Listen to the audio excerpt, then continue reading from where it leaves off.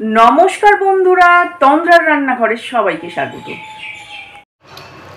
आज शेयर करब कचुर दम। आशा करी এই রেসিপিটা তোমাদের ভালো লাগবে।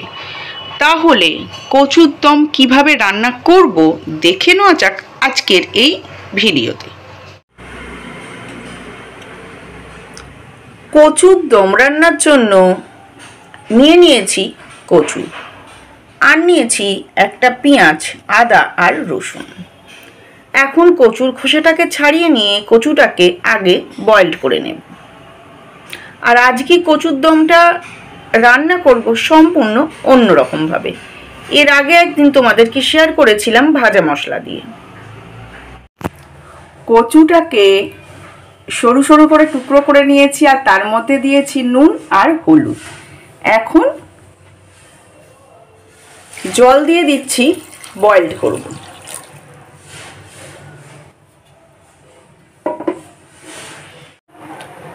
কচুটা বয়েলড হয়ে গেছে, এখন গ্যাসটাকে অফ করে দেব।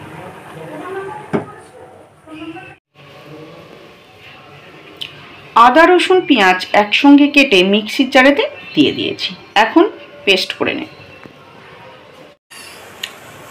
আদা রসুন পেঁয়াজ পেস্ট করা হয়ে গেছে।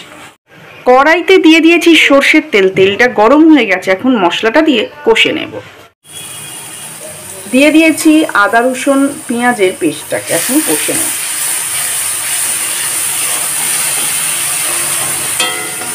হালকা এইভাবে কষিয়ে নেওয়ার পর এখন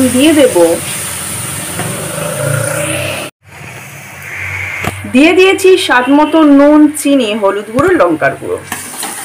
এখন হালকা কষিয়ে নেব। সামান্য পরিমাণ জল অ্যাড করব। গ্যাসটাকে এখন হাই ফ্লেমে করে দিয়েছি।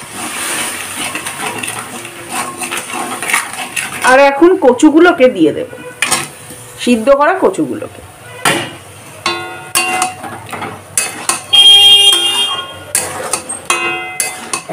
এখন গ্যাসটাকে লো ফ্লেমে করে রাখবো।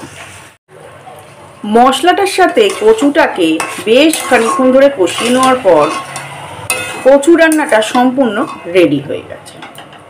এখন গ্যাসটাকে অফ করে দেব। এই রকম কচুর দম রুটি বা পরোটার সাথে অসাধারণ লাগে। আশা করি আজকের এই রেসিপিটা তোমাদের ভালো লাগলো। তাহলে আজকের মতো এই পর্যন্ত, আসি বন্ধুরা। আবার আসবো নতুন কোনো রান্নার রেসিপি নিয়ে।